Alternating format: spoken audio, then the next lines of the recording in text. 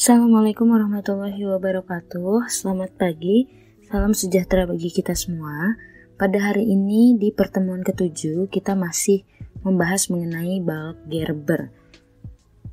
Adapun untuk pokok bahasannya pada hari ini kita tentu saja akan langsung membahas tentang contoh soal, lalu kita lakukan kembali analisis perhitungan pada balok Gerber seperti yang sudah kita kerjakan sebelumnya.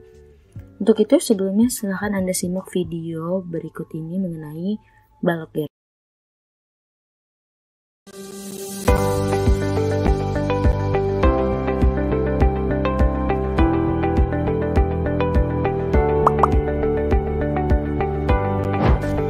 Silahkan Anda simak struktur balok menulis berikut ini yang diberikan perletakan roll, sendi, roll, dan sendi secara berturut-turut.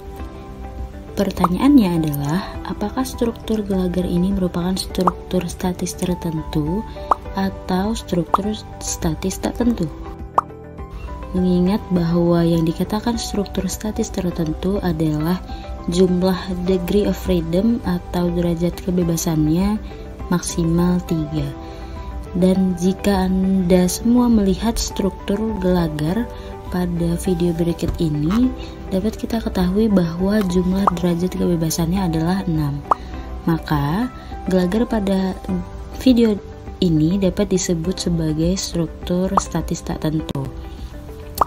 Lalu, apabila gelagar ini kita buat menjadi beberapa segmen dengan memotong balok tersebut menjadi 3 bagian, maka apakah balok tersebut masih disebut dengan struktur statis tak tentu atau struktur statis tertentu?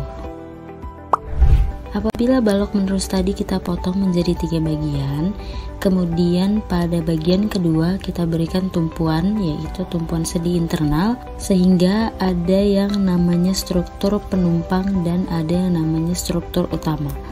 Maka inilah yang disebut dengan balok Gerber, yaitu suatu struktur yang terdiri dari gelagar anak atau struktur penumpang dan struktur gelagar induk atau struktur utama. Bisa kita lihat pada potongan balok pada video berikut ini, segmen kedua pada balok ini merupakan struktur penumpang atau balok anak, sedangkan segmen 1 dan segmen 3 merupakan struktur utama. Kenapa? Karena apabila kita bagi balok ini menjadi beberapa segmen, yaitu segmen 1 dan segmen 3 yang dapat berdiri sendiri, sedangkan segmen 2 tidak dapat berdiri sendiri atau butuh tumpuan yang bertumpuk ke struktur utama atau balok induknya. Maka salah satu atau kedua tumpuan dari balok anak menumpu pada balok induknya. Lalu reaksi tumpuan pada salah satu tumpuan balok anak akan diteruskan ke balok induknya sebagai beban terpusat luar.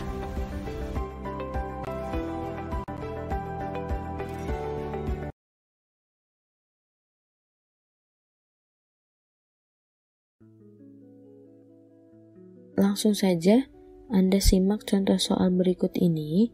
Pada gambar berikut ini terdapat sebuah struktur balok Gerber dengan tumpuan sendi pada titik A